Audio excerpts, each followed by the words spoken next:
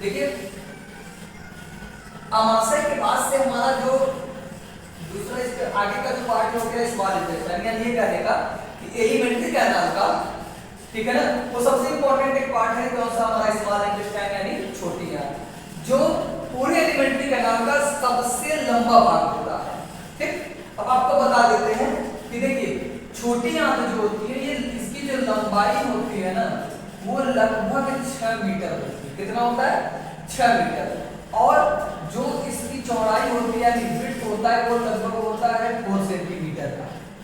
ठीक है, अब देखिए कि यहाँ पे जैसे आप सोच रहे हैं छोटी आंत बड़ी आंत, तो हमें सोचते हैं कि बड़ी आंत नाम बड़ा है और लंबाई छोटा है, तो आपको बता दें तो लंबाई पे वहां पे नहीं हम उसको डिफाइन करते, वहां हम चौड़ाई से देखते हैं क्योंकि उसकी चौड़ाई ज्यादा होती है। ठीक है, इसलिए हम उसको क्या बोलते हैं, छोटी आंत, उसको क्या बोलते हैं, बड़ी आंत। तो पहले देखिए ये कितना होता है, इसकी लंबाई 6 मीटर, चौड़ाई कितनी होती है, 4 सेंटीमीटर का होता है।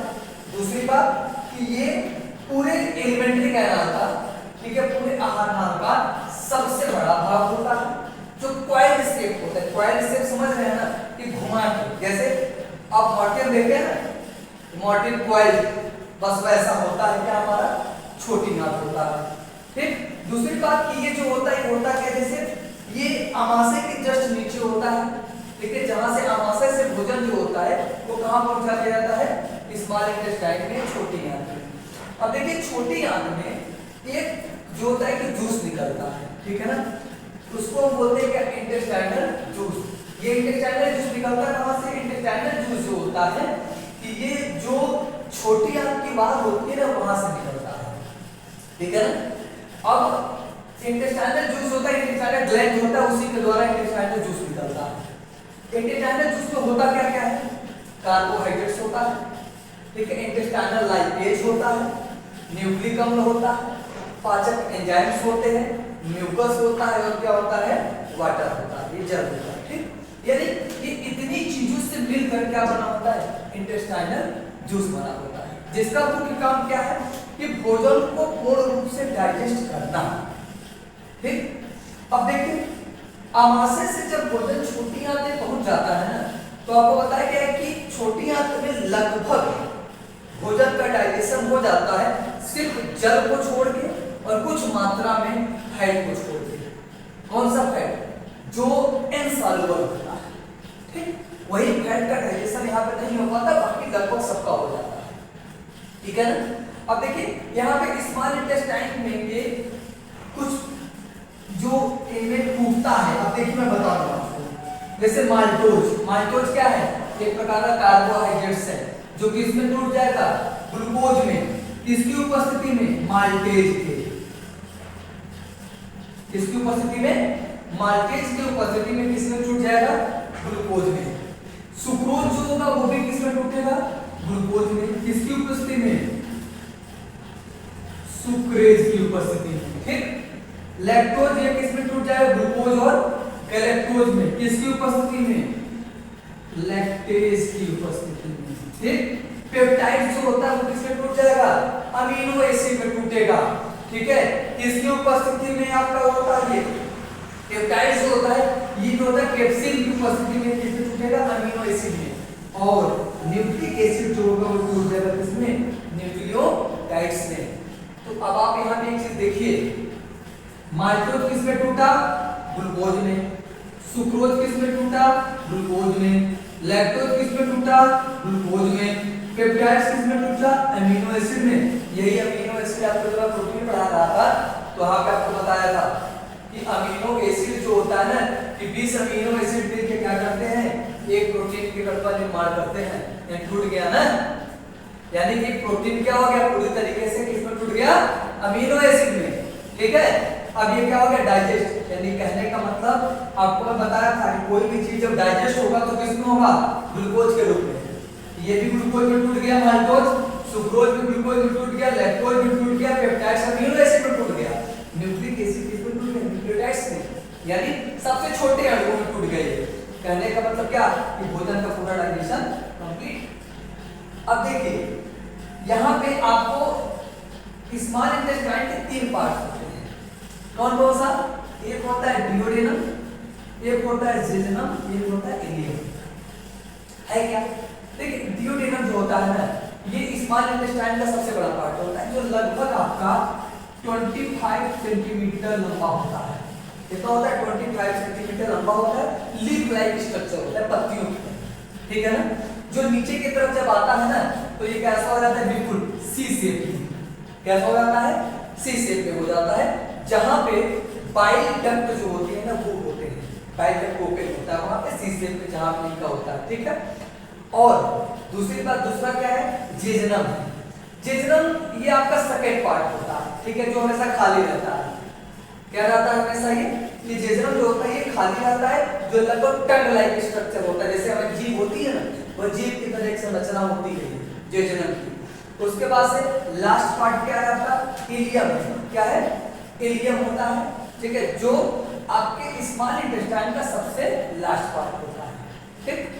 अब देखिए यहाँ पे एक सबसे इंपॉर्टेंट चीज, एक चीज और है यहाँ पे, कि जो स्मॉल इंटेस्टाइन होता है ना, स्मॉल इंटेस्टाइन का जो वाल होता है ना, यानी दीवार, उसपे एक फिंगर लाइक स्ट्रक्चर होती है, यानी उंगली की तरह एक संरचना पाई जाती है, जिसको हम बोलते हैं विलाई। क्या बोलते हैं? विलाई बोलते हैं। और एक और होता है जिसको हम बोलते हैं माइक्रोविलाई, ठीक? ये उंगली की तरह संरचना होती है, जो कहां पर होती है? छोटी आंत की दीवार पे, ठीक? काम क्या है? देखिए ये जब सब कुछ टूट जाता है ना, तो जो पोषण है, पोषण में पोषक पदार्थ होता है, उस पोषक पदार्थ को ये विलाई जो होता है ये क्या करता है? ये विलाई के माध्यम से उस पोषक पदार्थ को कहां पहुंचा दिया जाता है? रुधिर वाहिनियों में। कहां पहुंचा दिया जाता है? रुधिर वाहिनियों में। अब आपको बता दूं कि विलाई जो होता है ये खुलता कहां पे है? ये खुलता भी है रुधिर वाहिनी में, और माइक्रोविलाई जो होता है ये कहां पे खुलता है? ये खुलता है लसिका वाहिनी में, ठीक? यानी विलाई कहां खुलेगा? ब्लड कैपिलरीज में, और माइक्रोविलाई कहां खुलेगा? लिम्फ कैपिलरीज में, ठीक? जहां पे इनका काम क्या है कि जब भोजन पूरा टूट जाएगा तो भोजन में जो पोषक पदार्थ होगा उनको कहां पहुंचा देंगे? रुधिर वाहिनियों में, ठीक? और जब रुधिर वाहिनियों में पोषक पदार्थ पहुंच जाएगा तो ब्लड के माध्यम से पूरे शरीर की कोशिकाओं से उसको क्या करके जाएगा? पहुंचा दिया जाएगा, जिससे हमको क्या मिलेगा? ऊर्जा मिलेगा, ठीक? तो कहने का मतलब ये कि भोजन का जो पूर्ण पाचन होता है लगभग सिर्फ वाटर और कुछ इनसॉल्युबल फैट को छोड़ के वो कहां पे होता है? स्मॉल इंटेस्टाइन में, यानी छोटी आंत में, ठीक? अब इसके बाद का पार्ट हमारा क्या होगा? बड़ी आंत, ठीक है? टॉपिक चल रहा था वो था हमारा डाइजेस्टिव सिस्टम था, ह्यूमन डाइजेस्टिव सिस्टम, जिसमें हम पढ़ रहे थे एलिमेंट्री कैनाल के बारे में।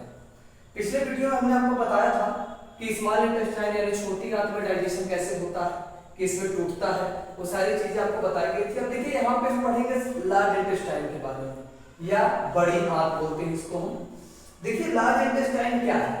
लार्ज इंटेस्टाइन जो होता है ना, वो आपका स्मॉल इंटेस्टाइन के नीचे वाला हिस्सा होता है, ठीक है ना? जो इस लार्ज इंटेस्टाइन जो होता है ये इसकी जो लंबाई होती है वो लगभग 1.5 मीटर होता है, ठीक है, यानी 1.5 मीटर, ठीक है? और जो इसकी चौड़ाई होती है वो होती है लगभग 6 सेंटीमीटर, 6 सेंटीमीटर की।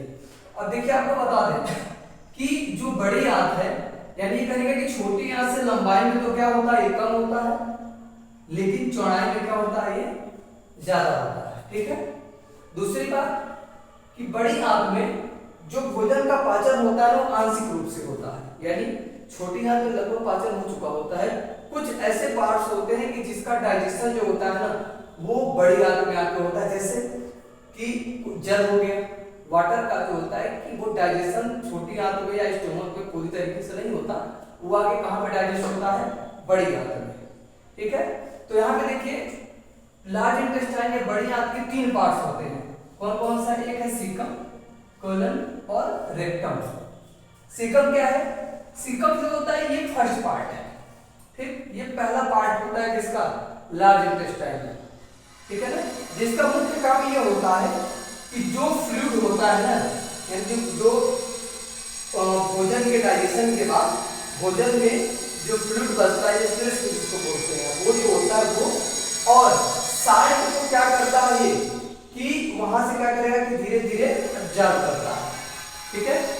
और कोलन ये क्या होता है, ये लार्ज इंटेस्टाइन का सबसे बड़ा पार्ट होता है जो लगभग आपका 15 से 20 सेंटीमीटर होता है, ठीक है। और कोलन जो होता है ऊपर की तरफ सीकम से और नीचे की तरफ रेक्टम से क्या होता है, जुड़ा होता है। अब इसका जो मुख्य कार्य होता है कोलन का वो ये होता है कि ये जो आंशिक रूप से भोजन का पाचन होता है कहाँ पे, बड़ी आंत में, उसमें से क्या करेगा कि जल को, इसको यहां से ये क्या करेगा, वाटर और कुछ मात्रा में पोषक तत्वों को क्या करेगा वहां से वो हटाता है, निकालता है, ठीक। और निकालता क्यों है, क्योंकि जब जल को वहां से पोषक तत्वों को निकाल देता है ना, तो फिर उसी जल का पाचन जो होता है वो कहाँ कर लिया जाता है, रेक्टम के द्वारा कर लिया जाता है, एब्जॉर्ब कर लिया जाता है उसमें, ठीक है। रेक्टम क्या है, रेक्टम जो होता है ये लार्ज इंटेस्टाइन का सबसे लास्ट पार्ट होता है, ठीक, जिसकी लंबाई जो होती है वो लगभग आपका 2 से 5 सेंटीमीटर का होता है। और इसमें क्या होता है कि जल का एब्जॉर्प्शन हो जाता है या जल का अवशोषण हो जाता है, ठीक।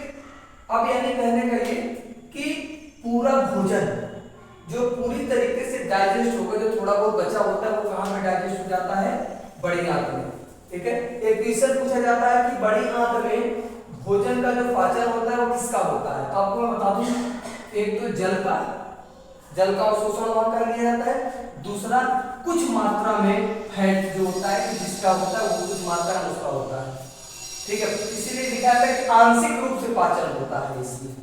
अब देखिए इसी में लार्ज इंटेस्टाइन के बाद एक पार्ट हमारा आता है एनस का, किसका आता है, एनस, यानी जिसको हम बोलते हैं गुदा या गुदा द्वार बोला जाता है इसको। ये क्या है, गुदा जो होता है ये पूरे एलिमेंट्री कैनाल का सबसे लास्ट पार्ट होता है, ठीक, जहां पर ये सबसे लास्ट पार्ट होता है। इसके द्वारा क्या किया जाता है कि जो अनवांटेड मटेरियल्स होते हैं या अनडाइजेस्ट मटेरियल होता है कि जिसका पाचन नहीं होता उसको क्या कर दिया जाता है, रेक्टम के माध्यम से कहां भेज दिया जाता है, एनस तक या गुदा तक, और फिर यहां से उसको क्या कर देता है कि शरीर से बाहर निकाल दिया जाता है, ठीक। ये आपका क्या है, एनस। अब देखिए यहाँ पे एक क्वेश्चन पूछा जाता है ऑब्जेक्टिव में कि एलिमेंट्री कैनाल को अगर आपको सीरियल वाइज अगर व्यवस्थित करना हो तो आप कैसे करेंगे, ठीक है, यानी एलिमेंट्री कैनाल कहाँ से स्टार्ट होकर कहाँ तक चलता है, ठीक है ना। तो देखिए एलिमेंट्री कैनाल जो होता है आपको मैं बता देता हूँ यहाँ पे कि स्टार्टिंग एलिमेंट्री कैनाल की कहाँ से होती है, हमारी माउथ से, ठीक। उसके बाद से कौन सा हिस्सा आता है, फेरिंग्स का, उसके बाद से कौन सा हिस्सा आता है, एसोफेगस का, फिर इसके बाद से हमारा कौन सा हिस्सा आएगा, स्टोमक का यानी अमाशय, फिर इसके बाद से क्या आएगा, स्मॉल इंटेस्टाइन का आता है, फिर इसके बाद से क्या हिस्सा आता है, लार्ज इंटेस्टाइन का, और फिर इसके बाद से आपका आ जाता है एनस का, ठीक। तो ये आपका क्या है, पूरे एलिमेंट्री कैनाल का ये प्रॉपर सीरियल वाइज से क्या है आपका नाम है, ठीक। ये माउथ से शुरू और एनस तक क्या हो जाता है, कंप्लीट हो जाता है। अब यहाँ पे आपका डाइजेस्टिव सिस्टम